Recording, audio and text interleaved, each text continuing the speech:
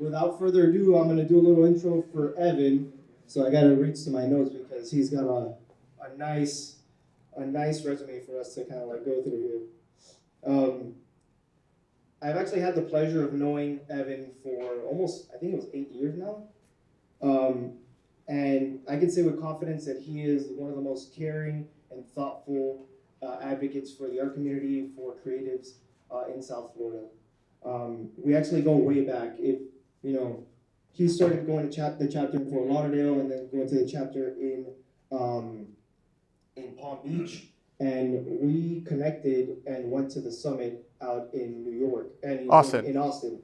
And this is actually, so you can see a picture. This is the one that was in New York, but Evan and I actually connected back in Austin, and we were the few people that were representing South Florida at the time. And it's incredible to see what he's done since those days. He's actually put together, he's a true believer of the power of art, and he's created, through his work at Community Zero and Zero Empty Spaces, has brought affordable studio and exhibition space for countless artists. And he's pretty much transformed spaces that were empty and helped artists leverage that to make it their own studios, make it their own galleries, and showcase their work. So Evan's message is actually more important now than ever as we navigate a world that sometimes can feel divided and polarized. But through his work, Evan reminds us that acceptance can bring us together, and that creativity has the power to bridge divides and create a more inclusive and vibrant world. Evan is a true visionary, and his commitment to his community and his belief in the power of creativity are inspiring. So please join me in welcoming Evan Snow to the stage. Appreciate you. Thank you.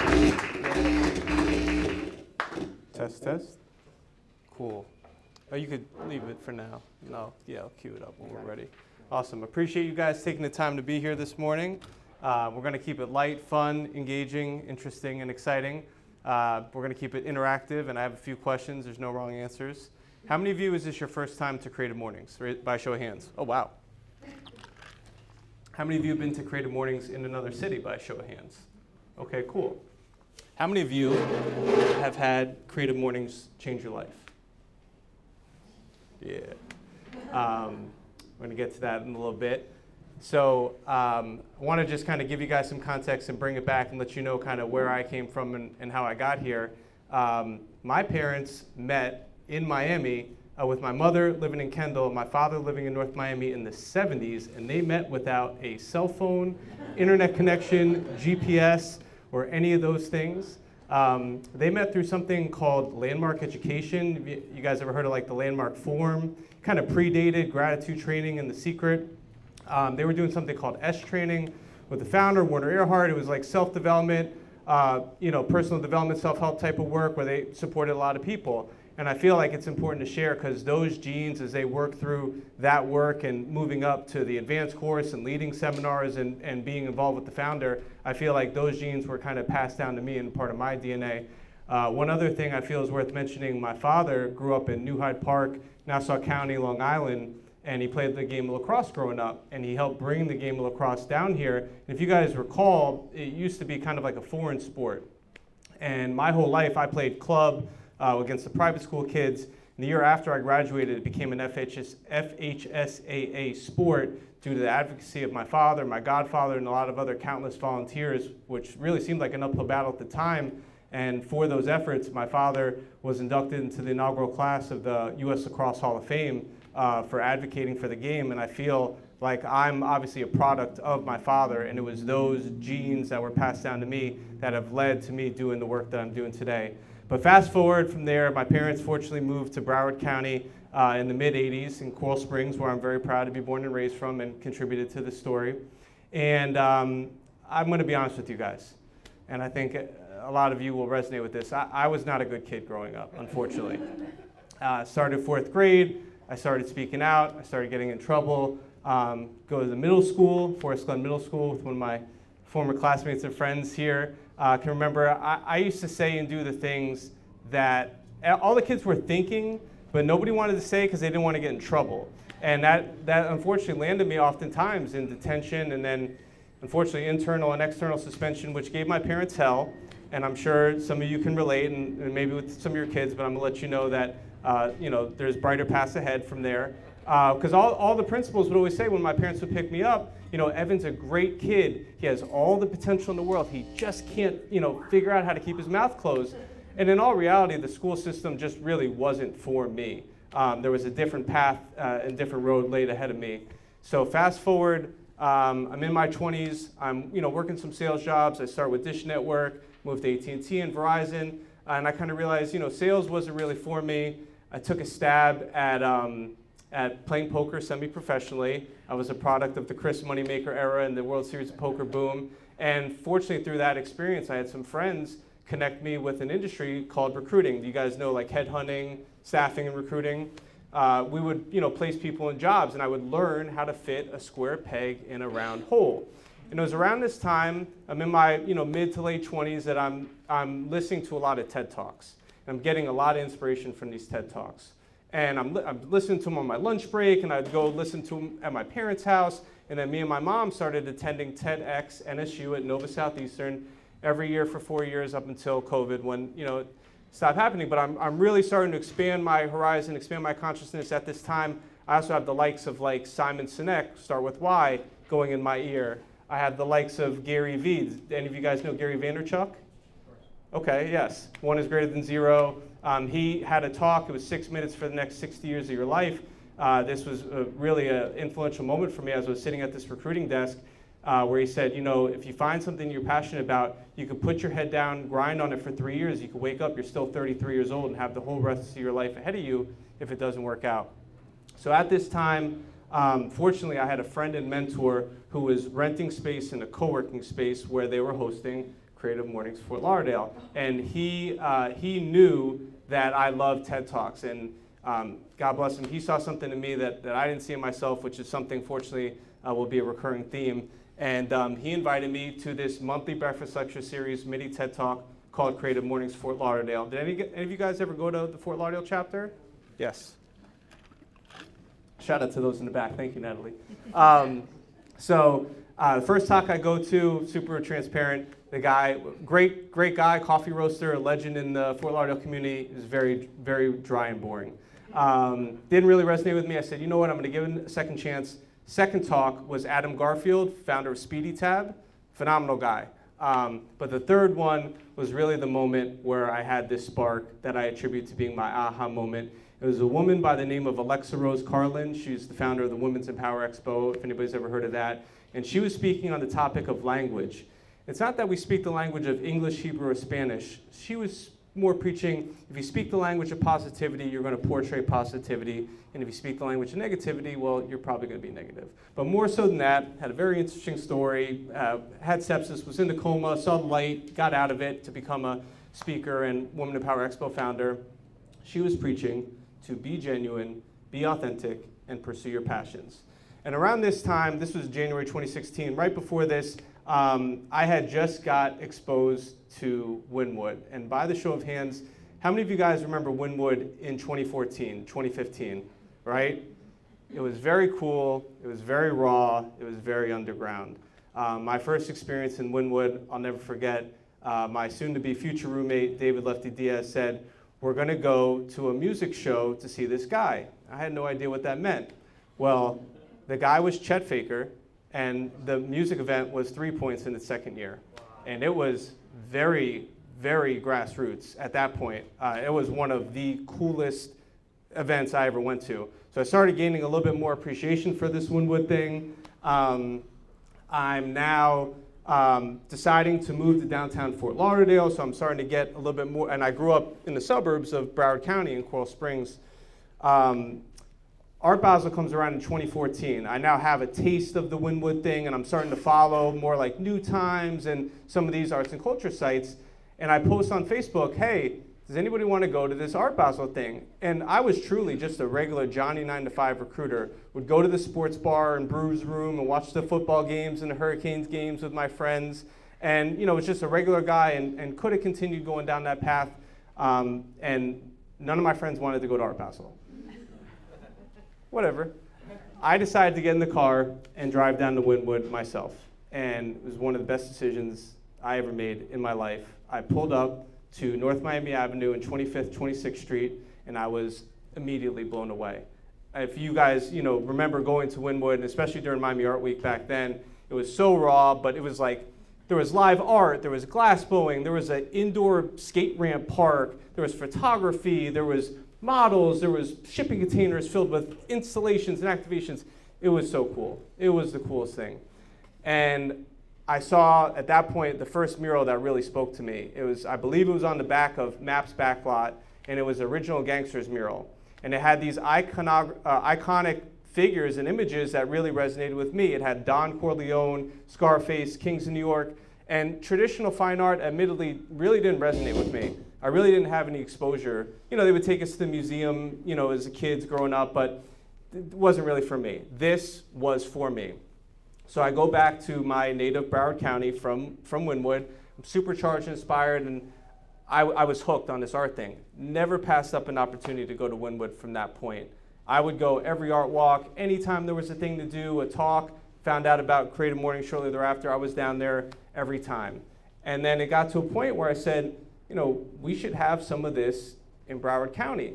And at that time, there was a budding art scene. Has anybody ever been to Flagler Village, Fat Village, right? Unfortunately, Fat Village did just get torn down this week to build condos. That is unfortunately the way the story goes, but there's a brighter story at the end there. So I moved to downtown Fort Lauderdale. I'm getting really supercharged and inspired. I'm listening to a lot of Gary Vee. I'm listening to a lot of TED Talks. And then I, at this point, had recently met a woman at a training seminar who told me about blogging. And if you guys recall, in 2014, 2015, blogging was like still a new thing. And she told me that she was getting paid to get free stuff and write about it. And it was like watches. It was very like Rob Report-esque. So I was like, wow, kind of planted a mental seed there. This blogging thing could be a viable option. I had just started going to more, I grew up in the suburbs. I'm moving to downtown Fort Lauderdale. I started going to more chef-inspired craft food restaurants, tapas, farm to table, and I would take pictures of food. I would post them on, Facebook and Instagram. And do you guys remember Foursquare, right?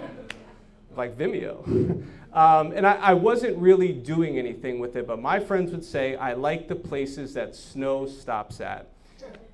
I go by my last name. I don't really like my first name. So I decide to write one blog about some random place in Fort Lauderdale to just kind of get this snow stops things up.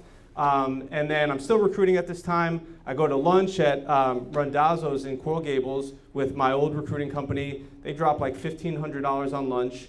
And if any of you guys know Randazzo's, it was a former world championship boxer, super nice guy, Mark Randazzo. I say, hey, I just started a food blog. I'd like to come cover you guys. He goes, sure, come back, I'll comp your meal.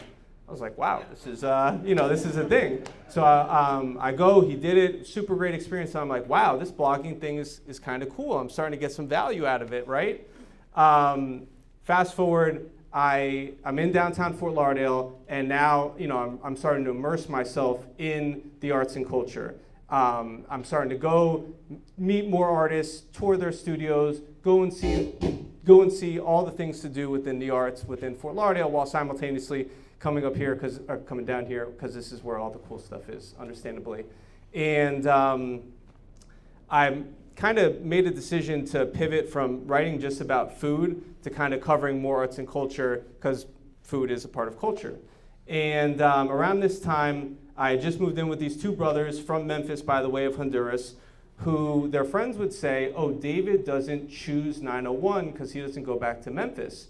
And I'm like, well, what's this Choose 901 thing? And I come to find Choose 901 is a social movement, is a tool that initially was started by the church to teach people computer skills so they could have better employment opportunities. And then it was acquired by the city, and they used it as a tool to recruit teachers, paramedics, and firefighters to want to live and work in Memphis. Because Memphis, while it's a great city, a lot of culture, has 2 of the 5 worst neighborhoods in the country. Despite that, I decided to go to Memphis for the World Championship Barbecue Festival during their Memphis in May month-long celebration. Has anybody ever heard or been to that? It's definitely worth checking out if you ever get the opportunity. So I see the impact, I see the culture. I come back supercharged and inspired, and I start Choose 954. Initially with the hashtag before an art walk in Fat Village, 1 month in June of 2015. And I really just wanted to show my friends and people that I grew up with in Coral Springs all the cool things that were going on, because I was going out every day and I wasn't really seeing anybody I grew up with. And Coral Springs is like 35 minutes away from Fort Lauderdale. People have family, people have kids, they go about their own life and journey. But I felt if I could show people all the cool things that were going on, it would make my native hometown and community a better place to live, not just a better place to vacation, because we live here, most of us. So doing the Choose 954 thing really just started with a hashtag, created some social media pages, started with an event calendar. Event calendar grew to a podcast. Podcast grew to a newsletter. And fortunately, about really just 2 months later, a woman that I met at my 4th Creative Mornings event, the first one after the aha moment, she saw something in me that I didn't see in myself at that time. She was an attorney that went to Georgetown, a professor, taught entrepreneurship, capstone programs, brilliant woman. She's in the back, Natalie Budo. And she invited me to a TEDx simulcast event at the Tower Club, which is the members-only club atop the Regions Bank building in downtown Fort Lauderdale. Previously was the Good Old Boys Club. And I'd never been there before. I never heard of it. I didn't know anything about it. So she was showing a TED Talk, and I totally forget the woman's name, but it was the one about the performer that would go in the street corner and just ask for donations and wanted to give her musical. Amanda Palmer. Phenomenal. Great choice. And then she hosted conversation afterwards about this TED Talk.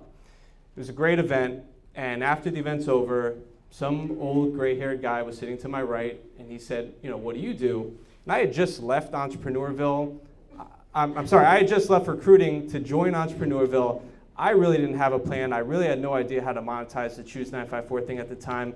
Full transparency, I was driving Uber to make ends meet, and gave me the flexibility to go to these events and do and see these things. So this old gray-haired guy could have cared less about what I had to say, in all reality. I never saw him after that. But there was a very sharply dressed brother to my left in a Zara suit with a Dolly mustache, and he goes, "This is pretty interesting. Why don't we meet for coffee here next week, and we could talk more." And I had been a recruiter, so I had done a lot of interviewing, and I'd done thousands of interviews of interviewing people to find out more about them, go through their job history. I share my job history with this Trinidadian brother that was very well spoken, very sharp, and my job history was very brief. He begins to share, he came from Trinidad to pursue his American dream, went to Miami School of Art and Design, worked for some of the biggest advertising agencies because he would say he was an artist, but he liked nice things, so he got into advertising and marketing because he didn't want to struggle and starve as an artist. Taught art in prisons, started the Art as an Entrepreneur program with the Broward County Culture Division, was involved with the Film Commission, was president of the American Advertising Federation. Really, really impressive stuff, and I'm just kind of like, why are you interested in me in this Choose 954 thing? But come to find out, he was me 10 years before me, but before social media, and he got burnt out because he didn't have a partner to go with him on this journey, and it really is a journey. And Broward County, super transparently, especially at this time, was considered a cultural wasteland. Not my term, but unfortunately, like city and county leadership would use this term, and there were things going on, but they were siloed, and there wasn't a lot of overlap. And like I said, the art walk is just getting started at this time. So we start meeting. He starts supporting me on the Choose 954 thing. He had marketing and advertising background, so he had a lot of skill sets and resources that he was able to apply. And on our 3rd meeting for coffee, we're talking about ideas. I had never done events before. I said, hey, I got this idea. I want to do something big. I want to create Basil and Broward. And I felt, whoop, did I break it?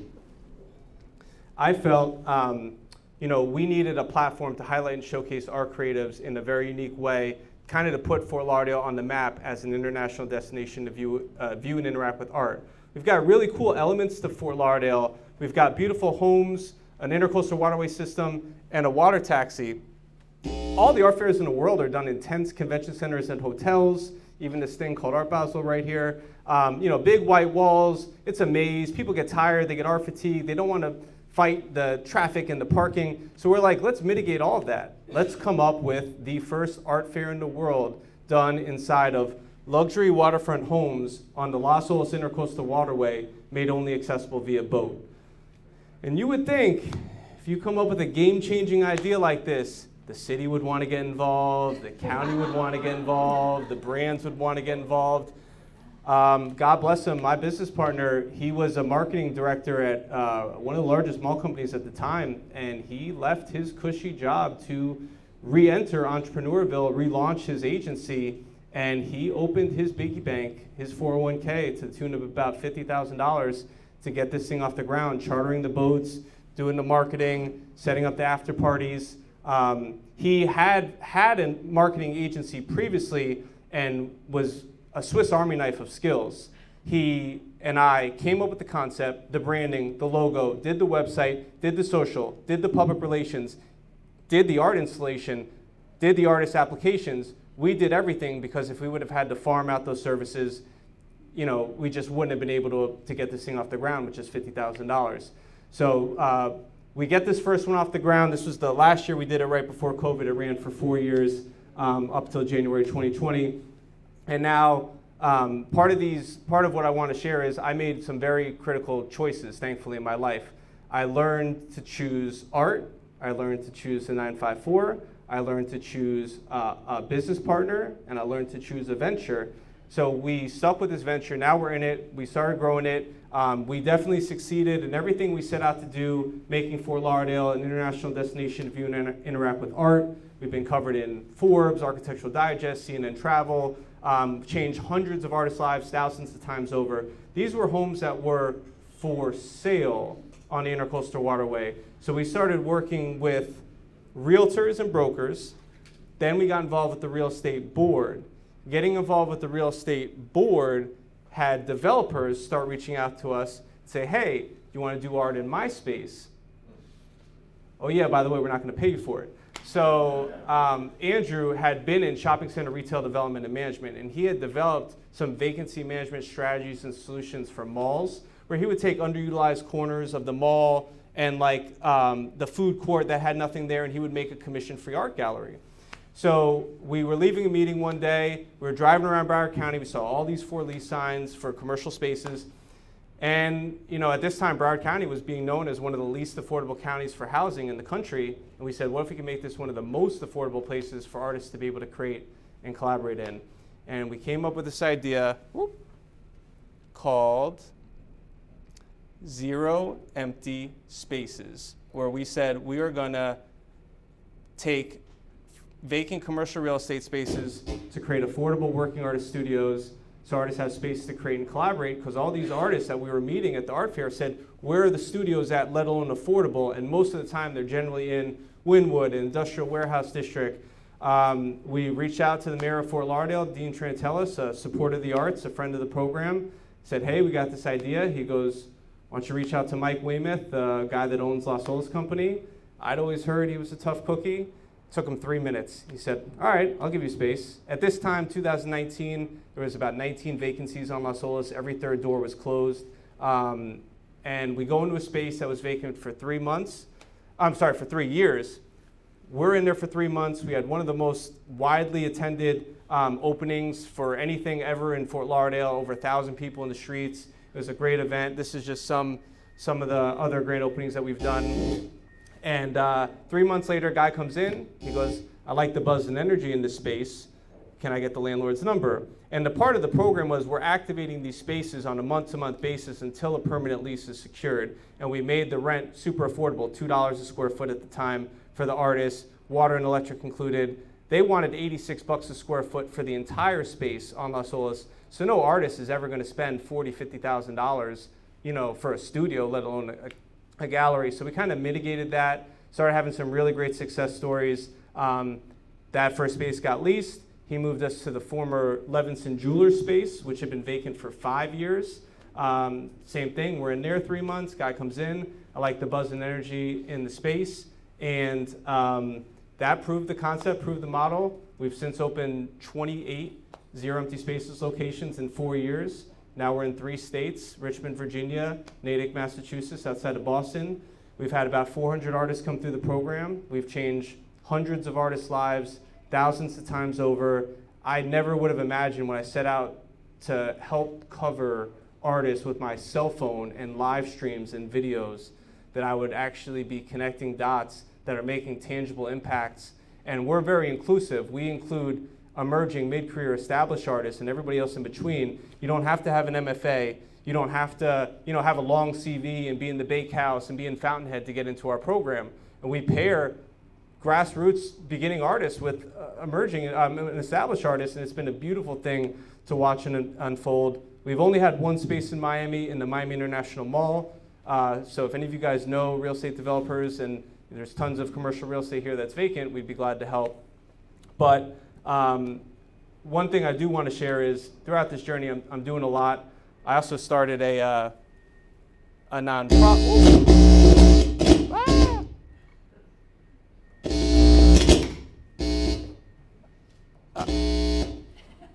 I was also really passionate about creating platforms to highlight and showcase different creatives and different, using art as a problem solver to raise awareness about issues that we were facing. And our coral reefs are dying. These artists came to me and they said, hey, I want to put sculptures on top of rocks and put them in the ocean. I had no idea what that meant. They showed me a documentary on Netflix, and anybody ever saw Chasing Coral? It's made by the same people that created Seaspiracy. It was my aha moment to get into this work. We created a nonprofit, and we've since put 100 of these sculptures at 3 different sites off the coast of South Florida, in Palm Beach and now in Hollywood, where we cast local people and we create artistically crafted artificial reef sculptures that look and act like natural reefs. There's a bunch of environmental benefits, citizen science, ecotourism benefits. It's really the gift that keeps on giving. But in wrapping up here, reading between the lines, obviously I was getting burnt out. How many of you guys have experienced burnout? So, my cup was filled, my cup might have been overflowing, and I needed some balance in my life, and COVID came around. Fortunately, I moved into a beautiful new building in downtown Fort Lauderdale with like a 25th floor green space that had like a 180-degree panorama view, and about a month later after moving in, I go to Tulum with my nonprofit to work on some reef projects in Mexico. And I'm on the beach. If any of you guys have been to Tulum, on the north part, the state park, national park. And I'm flying the drone, I'm doing time lapses, I'm getting content, and all that's done. And my nonprofit partner said, I'm gonna go walk up to this lighthouse ruins. It was like a 10-minute walk each way, needed a couple minutes to explore. She had a friend that she brought with her on this trip that I had never met before, a super nice kid. And I'll never forget, he turns to me on the beach and he goes, you wanna do some yoga? And I'm just like, sure. And I had made a couple attempts at yoga previously. It wasn't for me. I was athletic, I would do cardio and stuff like that growing up. But we did some down dogs, we did some sun salutations, pass the time.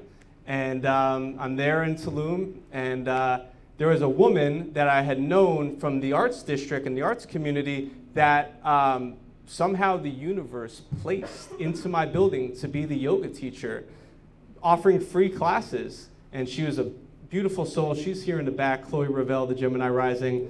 And I dropped her a message. I had just connected with some random girl that moved in the building. I was taking an interest to her. I say to Chloe during the direct message, hey, can you put in a good word with this girl? And God bless Chloe. All she said was, come to yoga. And long story short, the girl evaporated, the yoga stuck. Started with 1 class per week with Chloe. Then I found out there was a second offering per week. Then I found out she was playing sound bowls. Has anybody ever done sound bowls? Phenomenal, game changer. And I started really diving into these healing modalities, and it came, obviously we're in now November 2020, a very pivotal time of everybody's life. We all needed some grounding, some balance, and I started working with Chloe on a coaching basis, and still work with Chloe on a coaching basis. We're actually going to Greece for one of her Rising Nature retreats coming up here in 2 months. And it just absolutely changed my life, helped me develop some much needed habits, practices, and rituals. I now start my day off first thing with a brief moment of gratitude. I immediately turn on affirmations. I transition as I eat my breakfast to listening to some motivational talks, like the Les Browns, the Jim Rohns, the Tony Robbins, the Gary V's. Anybody know David Goggins? Yeah. Jocko, all those guys. And then I have my mindfulness practice. I meditate or do Wim Hof breathing. And then I do my morning flow. So like a 10 or 15 minute flow. Fortunately, the building I live in now has a sauna, and I do it in there for a little extra heat, and transition after that to cold shower. I don't have an ice plunge. And that's been an absolute game changer in my life. So what I really wanted this takeaway to be, and there's so much more that for the sake of time, I don't have the time to share. I'm preparing to put out my first book, Learning to Choose, Learning to Choose 954, about some of the learning lessons that I've had along the way. And I want this book to be part self-help and part my story to help you, your kid, your friend's kid, some kid you mentor, because as the powerful Powerade commercial with Derrick Rose would say, and my friend Quick the Poet would say, we're all just a kid from somewhere. And I had no idea I was going to go on this path of pursuing my passions and creating platforms that highlight and showcase creatives and people in the community. I never would have imagined we'd do 4 years of art fairs. We'd exhibit over 500 artists and 1,000 pieces of art. We'd create an award-winning art and design week in Fort Lauderdale. We would open, affordable working artist studios in multiple states. That we would put 100 artificial reefs in the ocean, and all the countless success stories and all the lives that we changed in between there. So many things, Accent Club, mini mastermind groups. I host a version of this talk. We used to have a Creative Morning chapter. It closed, so I started something called Creative Zen, which we're about to celebrate 5 years on next month. So I never would have imagined that I could have set out to do all these things. But if you're genuine, if you're authentic, if you pursue your passions, if you find your why, you can do great things and make an impact in the community. And that's what I'm really here to share and inspire. I am truly just a regular guy from Coral Springs that just became insanely passionate about pursuing my passions, and I want to encourage other people to do those, and also, being grounded and mindful and balanced to take care of yourself, because, we all need a little bit more grounding and balance in our lives. Everybody has their own unique situation going on. Everybody's fighting a challenge or a struggle that you have no idea is going on inside of them. So just a reminder to kind of be mindful, be kind to others, and hopefully this story can help inspire some change in your lives, in your communities, and beyond. I'm obviously glad to answer questions here after the fact, and just glad to share this mission and share this message. And if I'm able to do it, you guys are able to do it too, but that was pretty much it.